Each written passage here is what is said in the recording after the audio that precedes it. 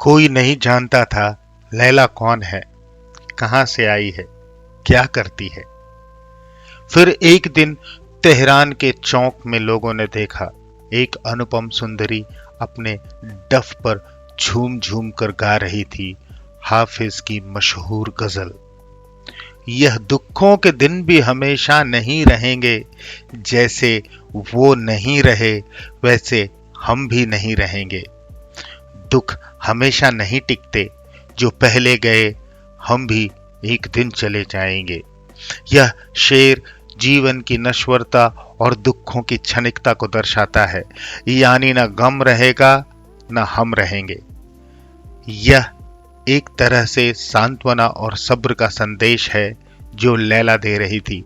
सब कुछ बदल जाता है, यह समय भी बीत जाएगा। और उसी पल उस गाने को सुनकर सारा तेहरान लैला पर फिदा हो गया। उसके सौंदर्य की कल्पना करना हो तो सोचिए, जैसे सुबह की पहली लालिमा, जैसे बहार में खिले रंग बिरंगे फूल, जैसे बुलबुल की मीठी आवाज। उसके स्वर की कल्पना करो, जैसे रेगिस्तान की रात में ऊंट की घंटी की ध्वनि, या किसी पेड़ की छांव में चरवाहे की बांसुरी की तान। जब लैला गाती तो उसके चेहरे पर जैसे दिव्य आभा उतर आती। वो सिर्फ एक गायिका नहीं थी, वो संगीत, कविता, सौंदर्य और सौरभ की प्रतिमा बन गई थी। उसकी आवाज राजा को जगाती थी। कब तक ये विलास? वो जनता के दिलों की डोर हिला देती थी। प्रेम, संतोष और वीरता का गीत गाती थी। हर वर्ग हर दिन लैला पर मोहित था। गरीबों के लिए वो आशा की किरण थी, धनियों के लिए आत्मा की पुकार और सत्ताधारियों के लिए एक चेतावनी। लैला का सौंदर्य पावन था, निष्कलंक था, अनिंद्य था। उसके एक कटाक्ष पर रियासतें झुक जाती, कवि विद्वान सब समर्पण कर देते, पर लैला कभी किसी की ओर आंख उठाकर भी नहीं देखती। वो पेड़ की छांव में बैठती, भिक्षा मांगकर खाती और अपनी वीणा से दुनिया को सुरों में बांध देती। वो भोग की वस्तु नहीं थी, वो आनंद और प्रकाश की प्रेरणा थी। शांति, करुणा और प्रेम की मूर्ति थी लैला, जिसे कोई छू नहीं सकता था, जिसे कोई खरीद नहीं सकता था। एक शाम तेहरान का शहजादा नादिर घोड़े पर सवार वहां से गुजरा। वहां लैला अपनी डफ पर गा रही थी और उसके गाने के लफ्ज थे, मेरा दर्द दिल में ऐसा है, अगर कहूं तो जवानी जल उठे, और अगर चुप रहूं तो डर है कि हड्डियां तक जल जाएं। नादिर सुनते सुनते खो गया। घोड़े से उतरा और जमीन पर बैठकर रोने लगा। फिर वो लैला के पास गया और उसके कदमों में सिर रख दिया। लैला ने पूछा, तुम कौन हो? नादिर बोला, तुम्हारा गुलाम। क्या चाहते हो? बस एक हुक्म, अपने कदमों से मेरे घर को रोशन कर दो। लैला बोली, यह मेरी आदत नहीं। वो फिर गाने लगी, लेकिन आवाज थरथरा रही थी, जैसे उसकी आत्मा कांप रही हो। उसने कहा, तुम यहां मत बैठो। लोगों ने बताया, यह तो शहजादा नादिर है। लैला बोली, अच्छा, लेकिन यहां शहजादों का क्या काम? यहां उनके लिए कुछ नहीं। मैं उनके लिए नहीं गाती जिनके पास शौक है, मैं उनके लिए गाती हूं जिनके पास दर्द है। नादिर बोला, मैं भी पहले शौक का गुलाम था, लेकिन तुम्हारे एक गीत ने मुझे दर्द का स्वाद चखा दिया। फिर वह उसका पीछा करता रहा, दिन रात, हर गली, हर मोड़ पर। राजमहल में कोई नादिर को रोक न सका। माँ बाप, दरबारी सब हार गए, लेकिन लैला का संगीत अब पहले जैसा न था। उसके सुरों में अब वो जादू नहीं, वो आत्मा नहीं, वो खुलापन नहीं। अब वो गाती थी लोगों को खुश करने के लिए, अपने दिल को नहीं। और फिर एक दिन उसने गाना छोड़ दिया। नादिर ने पूछा, आज गाने नहीं चलोगी? लैला बोली, अब कभी नहीं। सच बताओ, क्या अब भी तुम्हें मेरे गाने वैसे ही लगते हैं? नादिर बोला, पहले से भी ज्यादा। लैला मुस्कुराई, हाँ, क्योंकि अब उस दिल में बस तुम हो। पहले वो सबका था, अब वो सिर्फ तुम्हारा है, इसलिए अब मैं तुम्हारी हूं, आज से तुम मेरे मालिक हो। चलो थोड़ी सी आग लाओ, इस झोपड़ी को जला दो, और इस डफ को भी, जिसने मेरा दिल सब तक पहुंचाया था। तेहरान आज जश्न में डूबा हुआ था। हर घर में रोशनी थी, हर दिल में खुशी, क्योंकि आज शहजादा नादिर लैला को ब्याह कर लाया था। सालों बाद उसकी मुराद पूरी हुई थी। पूरा शहर उसे चाहता था और इसकी खुशी में शामिल था। बादशाह ने ऐलान किया था, इस मौके पर बस खुदा से दुआ करो, धन और समय बर्बाद मत करो। मगर क्या कोई अपने प्यारे शहजादे की शादी में खर्च से कतराता है? रईसों ने महफिलें सजाई, गरीबों ने सड़कों पर ढोलकें बजाई और हर गली में नाच गाना होने लगा। शाम को दीवाने खास में अब अमीर और रईस जमा हुए। नादिर आया, इत्र से महकता, रत्नों से चमकता, खुशी से दमकता। काजी ने कहा, हुजूर पर खुदा की बरकत हो। हजारों आवाजें गूंज उठी, आमीन। लैला भी आई, पर सादे कपड़ों में, बिना गहनों के, बिल्कुल शांत। एक औरत बोली, आपका सुहाग सदा सलामत रहे। भीड़ से फिर वही आवाज गूंजी, आमीन। बहुत साल बीते। नादिर अब बादशाह था और लैला उसकी मलिका। उनका शासन पहले से कहीं बेहतर था। प्रजा की भलाई में दोनों का दिल लगता था। नादिर राज सत्ता का प्रतिनिधि था, लैला प्रजा की आवाज। पर दोनों के बीच कोई टकराव नहीं। कभी एक झुक जाता, कभी दूसरा। काम से फुर्सत मिलती तो कभी साथ गाते, कभी नदियों की सैर करते, कभी पेड़ की छांव में बैठकर हाफिज की गजलें पढ़ते। अब लैला उतनी साधारण नहीं रही और न नादिर में पहले जैसी रुआब की बात थी। नादिर की हरम में जहां और राजाओं की कई बेगमें होती, वहां बस लैला थी, अकेली और सब पर भारी। उसने महलों में शफा खाने बनवाए, मदरसे खुलवाए, पुस्तकालय बनवाए। महल का खर्च करोड़ों से घटकर हजारों में आ गया। बाकी सब पैसा लैला ने प्रजा के नाम कर दिया। बादशाह नादिर था, लेकिन सत्ता का असली रुख लैला के हाथों में था। मगर सब कुछ होते हुए भी लोग खुश नहीं थे। प्रजा असंतुष्ट थी। रोज कोई नया विरोध उठता। राज सत्ता के समर्थक कहते, लैला ईरान की जड़ें हिला रही है। हजारों साल पुरानी सत्ता अब एक हसीना के हाथों टूट रही है। प्रजा के नेता कहते, तरक्की की रफ्तार बहुत धीमी है। जब तक मंजिल आएगी शायद दुनिया ही बदल चुकी होगी। अब ये हाल था। शाही वर्ग नादिर का दुश्मन बन गया और जनता लैला की। नादिर की बात अब अमीर नहीं मानते, लैला की बात अब गरीब नहीं सुनते। एक तरफ से सत्ता हिल रही थी, दूसरी तरफ से विश्वास, और बीच में खड़ी थी वो जो कभी सबकी उम्मीद थी, लैला। राज्य में उथल पुथल मची थी, हर ओर अशांति। दिलों में बगावत की आग सुलग रही थी, लेकिन राजमहल के अंदर एक कोना था जहां सिर्फ प्रेम था, शांति थी और उम्मीद की रोशनी। राजा नादिर और मलिका लैला आरामगाह में शतरंज खेल रहे थे।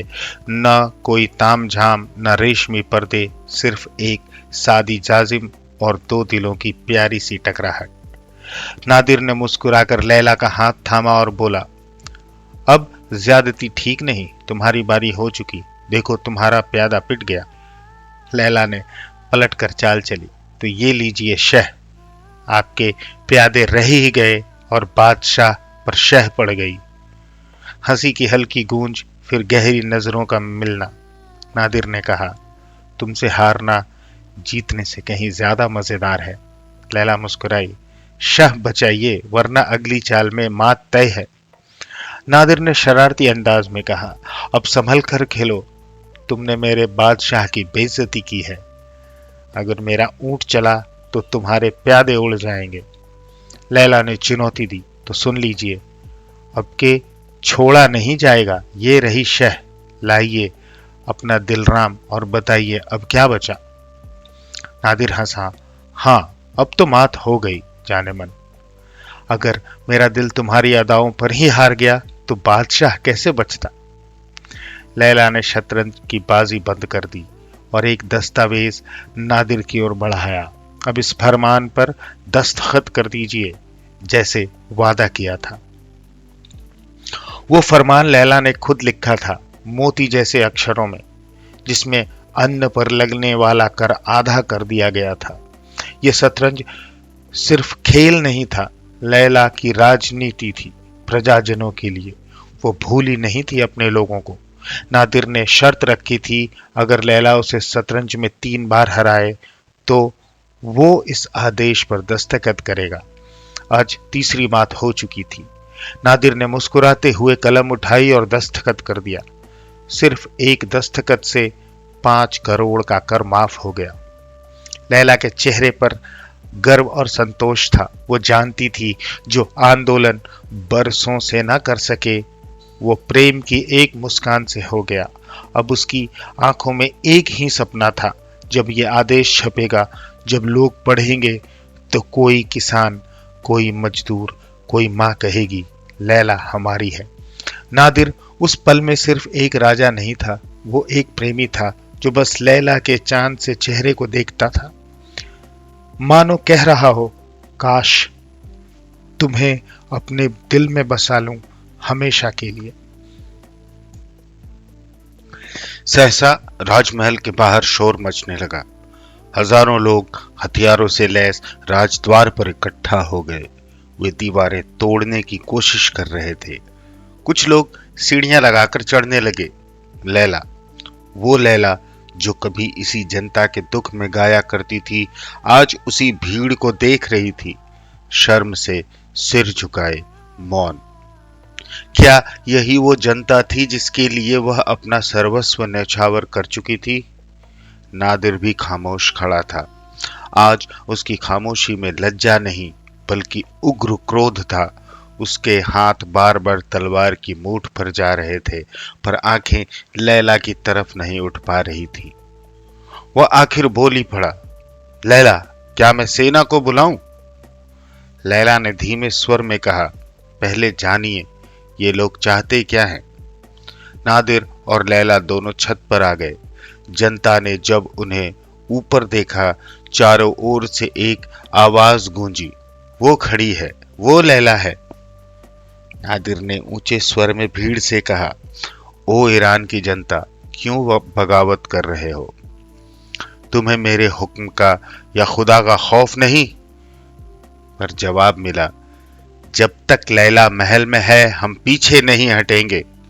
नादिर क्रोधित होता हुआ बोला, क्या तुम भूल गए वो मलका है जो फकीरों जैसे कपड़े पहनती है, कुत्तों जैसे भोजन करती है और फिर भी सिर्फ तुम्हारी सेवा करती है। उसके त्याग के बदले तुम उसे अपमानित कर रहे हो। लेकिन भीड़ ने एक स्वर में फिर चिल्लाया, लैला हमारी दुश्मन है।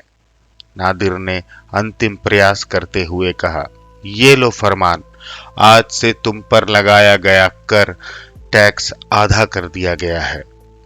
भीड़ गरजी, हमें एक कौड़ी भी नहीं देनी, लैला हमें मंजूर नहीं। अब नादिर का धैर्य टूट गया, पर लैला अब भी शांत थी। उसने नम आंखों से कहा, अगर मेरी जनता चाहती है मैं फिर से डफ लेकर गाऊं तो मुझे कोई ऐतराज नहीं। मैं फिर से गाकर उनके दिल जीत लूंगी। लेकिन नादिर अब उग्र हो उठा, इससे पहले कि मैं तुम्हें खो दूं, तेहरान की गलियां खून से भर दूंगा। वो मीनार पर चढ़ा और खतरे का घंटा बजाया, पर कोई सैनिक नहीं आया, न कोई आवाज आई। दूसरी बार, तीसरी बार, हर बार केवल सन्नाटा। नादिर समझ गया सब खत्म हो गया। वो लैला का हाथ थामकर महल से निकल पड़ा। भीड़ ने रास्ता दे दिया, जैसे कोई अदृश्य शक्ति उन्हें रोक रही हो। अब वे दोनों चुपचाप तेहरान की सुनसान गलियों में चल रहे थे। चारों ओर अंधेरा था, दुकानें बंद थी, बाजार सुने, मस्जिदें भरी हुई, पर इन दो आत्माओं के लिए कोई जगह नहीं थी। नादिर की कमर में तलवार थी, लैला के हाथ में उसका डफ। बस यही बचा था उनका ऐश्वर्य। पूरा साल गुजर गया। लैला और नादिर देश विदेश की खाक छानते फिरते थे।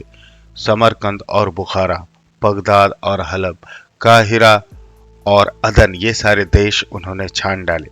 लैला की डफ फिर जादू करने लगी। उसकी आवाज सुनते ही शहर में हलचल मच जाती, आदमियों का मेला लग जाता, आओ भगत होने लगती। लेकिन ये दोनों यात्री कहीं एक दिन से अधिक न ठहरते थे।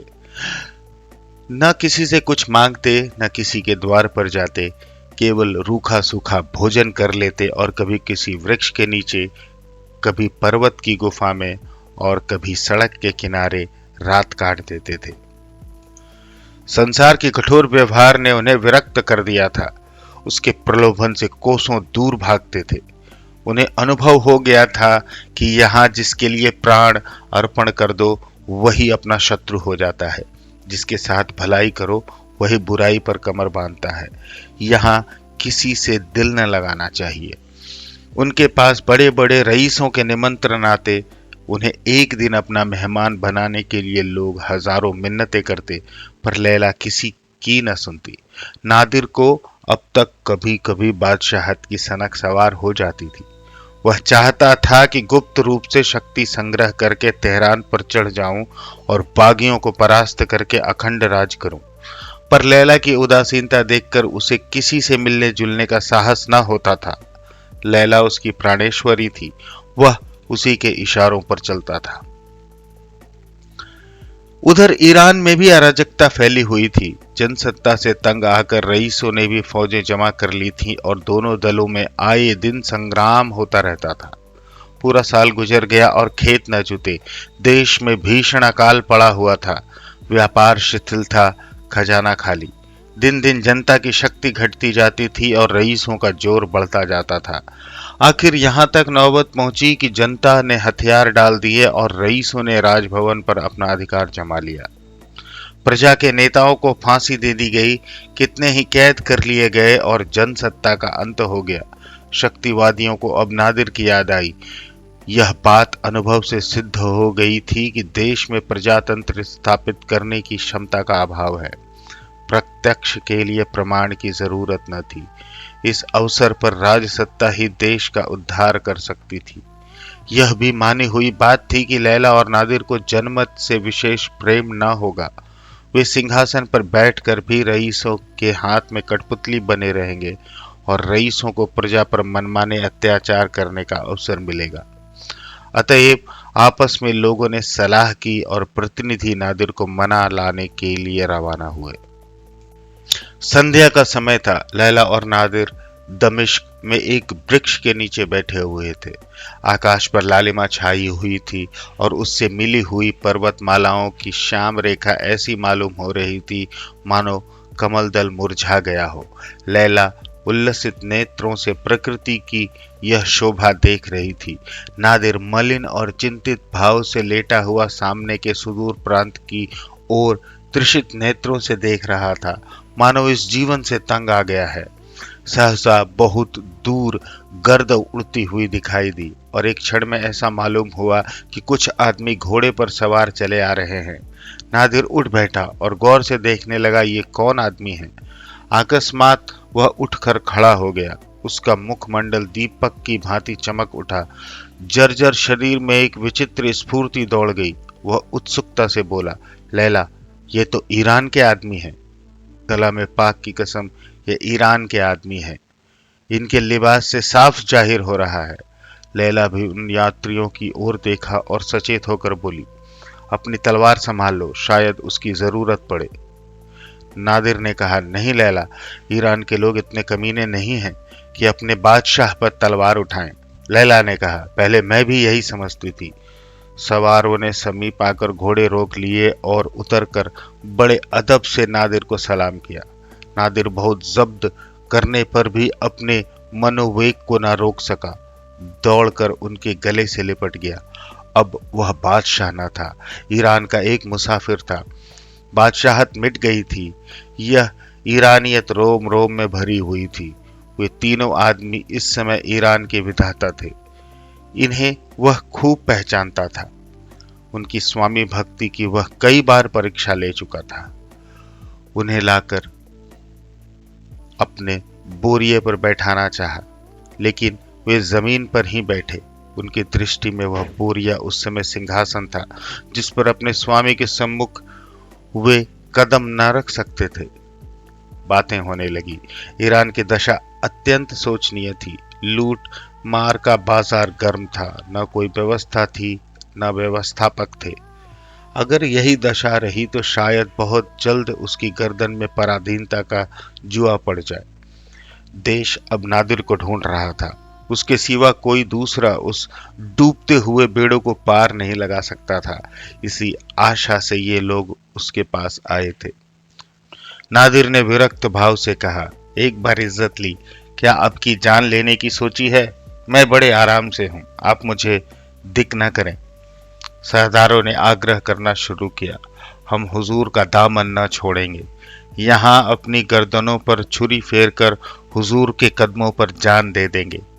जिन बदमाशों ने आपको परेशान किया था, अब उनका कहीं निशान भी न रहा। हम लोग उन्हें फिर कभी सिर न उठाने देंगे। सिर्फ हुजूर की आड़ चाहिए। नादिर ने बात काट कर कहा, साहबो, अगर आप मुझे इस इरादे से ईरान का बादशाह बनाना चाहते हैं तो माफ कीजिए। मैंने इस सफर में रियाया की हालत का गौर से मुलाहजा किया है और इस नतीजे पर पहुंचा हूं कि सभी मुल्कों से उनकी हालत खराब है। वे रहम के काबिल हैं। ईरान में मुझे कभी ऐसे मौके न मिले थे। मैं रियाया को अपने दरबारियों की आंखों से देखता था। मुझसे आप लोग यह उम्मीद न रखें कि रियाया को लूट कर अपनी जेबें भरूंगा। यह अजाब अपनी गर्दन पर नहीं ले सकता। मैं इंसाफ का मीजान बराबर रखूंगा और इसी शर्त पर ईरान चल सकता हूं। लैला ने मुस्कुराकर कहा, तुम रियाया का कसूर माफ कर सकते हो क्योंकि उसकी तुमसे कोई दुश्मनी न थी। उसके दांत तो मुझ पर थे, मैं उसे कैसे माफ कर सकती हूं? नादिर ने गंभीर भाव से कहा, लैला, मुझे यकीन नहीं आता कि तुम्हारे मुंह से ऐसी बातें सुन रहा हूं। लोगों ने समझा, अभी उन्हें भड़काने की जरूरत ही क्या है। ईरान में चलकर देखा जाएगा। 2-4 मुखबिरों से रियाया के नाम पर ऐसे उपद्रव खड़े करा देंगे कि इनके सारे ख्याल पलट जाएंगे। एक सरदार ने अर्ज की, माजल्लाह हुजूर, यह क्या फरमाते हैं? क्या हम इतने नादान हैं कि हुजूर को इंसाफ के रास्ते से हटाना चाहेंगे? इंसाफ ही बादशाह का जौहर है और हमारी दिली आरजू है कि आपका इंसाफ नौशेरवां को भी शर्मिंदा कर दे। हमारी मंशा सिर्फ यह थी कि आइंदा से हम रियाया को कभी ऐसा मौका ना देंगे कि वह हुजूर की शान में बेअद भी कर सके। हम अपनी जाने हुजूर पर निसार करने के लिए हाजिर रहेंगे। सहसा ऐसा मालूम हुआ कि सारी प्रकृति संगीतमय हो गई। पर्वत और वृक्ष, तारे और चांद, वायु और जल सभी एक स्वर से गाने लगे। चांदनी की निर्मल छटा में, वायु के नीरव प्रहार में संगीत की तरंगे उठने लगी। लैला अपना डफ बजा बजा कर गा रही थी। आज मालूम हुआ ध्वनि ही सृष्टि का मूल है। पर्वतों पर देवियां निकल निकल कर नाचने लगी। आकाश पर देवता नृत्य करने लगे। संगीत ने एक नया संसार रच डाला। उसी दिन से जबकि प्रजा ने राजभवन के द्वार पर उपद्रव मचाया था और लैला के निर्वासन पर आग्रह किया था, लैला के विचारों में क्रांति हो गई थी। जन्म से ही उसने जनता के साथ सहानुभूति करना सीखा था। वह राज कर्मचारियों को प्रजा पर अत्याचार करते देखती थी और उसका कोमल हृदय तड़प उठता था। तब धन, ऐश्वर्य और विलास से उसे घृणा होने लगती थी, जिसके कारण प्रजा को इतने कष्ट भोगने पड़ते हैं। वह अपने में किसी ऐसी शक्ति का आह्वान करना चाहती थी जो आतताइयों के हृदय में दया और प्रजा के हृदय में अभय का संचार करे। उसकी बाल कल्पना उसे एक सिंहासन पर बिठा देती, जहां वह अपनी न्याय नीति के संसार में युगांतर तक उपस्थित कर देती थी। कितनी रातें उसने यही स्वप्न देखने में काटी थीं। कितनी बार वह अन्याय पीड़ितों के सिरहाने बैठकर रोई थी। लेकिन जब एक दिन ऐसा आया कि उसके स्वर्ण स्वप्न आंशिक रीति से पूरे होने लगे, तब उसे एक नया और कठोर अनुभव हुआ। उसने देखा कि प्रजा इतनी सहनशील, इतनी दीन और दुर्बल नहीं है जितना वह समझती थी। उसकी उपेक्षा, उसमें ओछेपन, अविचार और अशिष्टता की मात्रा कहीं अधिक थी। वह सद्व्यवहार की कदर करना नहीं जानती, शक्ति पाकर उसका सदुपयोग नहीं करना जानती। उसी दिन से उसका दिल जनता से फिर गया था। जिस दिन नादिर और लैला ने फिर तेहरान में पदार्पण किया, सारा नगर उनका अभिवादन करने के लिए निकल पड़ा। शहर पर आतंक छाया हुआ था। चारों ओर करुण रुदन की ध्वनि सुनाई देती थी। अमीरों के मोहल्ले में श्री लौटती फिरती थी। गरीबों के मोहल्ले उजड़े हुए थे। उन्हें देखकर कलेजा फट जाता था। नादिर रो पड़ा, लेकिन लैला के होठों पर निष्ठुर निर्दय हास्य अपनी छटा दिखा रहा था। नादिर के सामने अब एक विकट समस्या थी। वह नित्य देखता कि मैं जो करना चाहता हूं वह नहीं होता, और जो नहीं करना चाहता वह होता है, और इसका कारण लैला है, पर कुछ न कह सकता था। लैला उसके हर एक काम में हस्तक्षेप करती रहती थी। वह जनता के उपकार और उद्धार के लिए जो विधान करता, लैला उसमें कोई न कोई विघ्न अवश्य डाल देती, और उसे चुप रह जाने के सिवा और कुछ न सूझता। लैला के लिए उसने एक बार राज्य का त्याग कर दिया था। तब आपत्ति काल ने लैला की परीक्षा ली थी।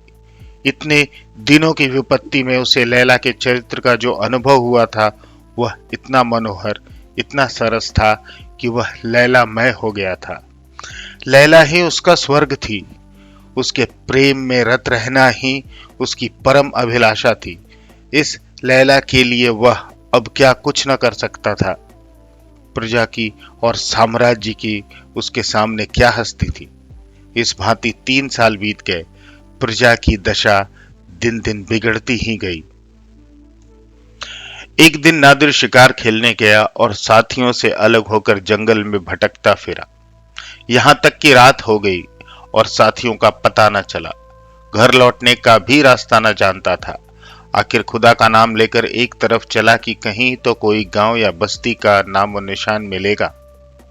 वहां रात भर पड़ा रहूंगा, सवेरे लौट जाऊंगा। चलते चलते जंगल के दूसरे सिरे पर उसे एक गांव नजर आया, जिसमें मुश्किल से 3-4 घर होंगे। हां, एक मस्जिद अलबत्ता बनी हुई थी। मस्जिद में एक दीपक टिमटिमा रहा था, पर किसी आदमी या आदमजात का निशान न था। आधी रात से ज्यादा बीत चुकी थी, इसलिए किसी को कष्ट देना भी उचित न था। नादिर ने घोड़े को एक पेड़ से बांध दिया और उसी मस्जिद में रात काटने की ठानी। वहां एक फटी सी चटाई पड़ी हुई थी, उसी पर लेट गया। दिन भर का थका था, लेटते ही नींद आ गई। मालूम नहीं वह कितनी देर तक सोता रहा, पर किसी की आहट पाकर चौंका तो क्या देखता है कि एक बूढ़ा आदमी बैठा नमाज पढ़ रहा है। नादिर को आश्चर्य हुआ कि इतनी रात गए कौन नमाज पढ़ रहा है। उसे यह खबर न थी कि रात गुजर गई और यह फजर की नमाज है। वह पड़ा पड़ा देखता रहा। वृद्ध पुरुष ने नमाज अदा की, फिर वह छाती के सामने अंजलि फैलाकर दुआ मांगने लगा। दुआ के शब्द सुनकर नादिर का खून सर्द हो गया। वह दुआ उसके राज्यकाल की ऐसी तीव्र, ऐसी वास्तविक, ऐसी शिक्षाप्रद आलोचना थी जो आज तक किसी ने ना की थी। उसे अपने जीवन में अपना अपयश सुनने का अवसर प्राप्त हुआ। वह यह तो जानता था कि मेरा शासन आदर्श नहीं है, लेकिन उसने कभी यह कल्पना नहीं की थी कि विपत्ति इतनी असह्य हो गई है। दुआ यह थी कि ऐ खुदा, तू ही गरीबों का मददगार और बेकसों का सहारा है। तू इस जालिम बादशाह के जुल्म देखता है और तेरा कहर उस पर नहीं गिरता। यह बेदीन काफिर एक हसीन औरत की मोहब्बत में अपने को इतना भूल गया है कि न आंखों से देखता है, न कानों से सुनता है। अगर देखता है तो उसी औरत की आंखों से, सुनता है तो उसी औरत के कानों से। अब यह मुसीबत नहीं सही जाती। या तो तू उस जालिम को जहन्नुम पहुंचा दे, या हम बेकसों को दुनिया से उठा ले। ईरान उसके जुल्म से तंग आ गया है और तू ही उसके सिर से इस बला को टाल सकता है। बूढ़े ने तो अपनी छाती संभाली और चलता हुआ, लेकिन नादिर मृतक की भांति वहीं पड़ा रहा, मानो उस पर बिजली गिर पड़ी हो। एक सप्ताह तक नादिर दरबार में न आया, न किसी कर्मचारी को अपने पास आने की आज्ञा दी। दिन के दिन अंदर पड़ा सोचा करता कि क्या करूं। नाम मात्र को कुछ खा लेता। लैला बार बार उसके पास जाती और कभी उसका सिर अपनी जांघ पर रखकर, कभी उसके गले में बाहें डालकर पूछती, तुम क्यों इतने उदास और मलिन हो? नादिर उसे देखकर रोने लगता, पर मुंह से कुछ न कहता। यश या लैला, यही उसके सामने कठिन समस्या थी। उसके हृदय में भीषण द्वंद्व रहता और वह कुछ निश्चय न कर सकता था। यश प्यारा था, पर लैला उससे भी प्यारी थी। वह बदनाम होकर जिंदा रह सकता था, पर लैला के बिना वह जीवन की कल्पना ही न कर सकता था। लैला उसके रोम रोम में व्याप्त थी। अंत को उसने निश्चय कर लिया, लैला मेरी है, मैं लैला का हूं। न मैं उससे अलग, न वह मुझसे जुदा। जो कुछ वह करती है मेरा है, जो कुछ मैं करता हूं उसका है।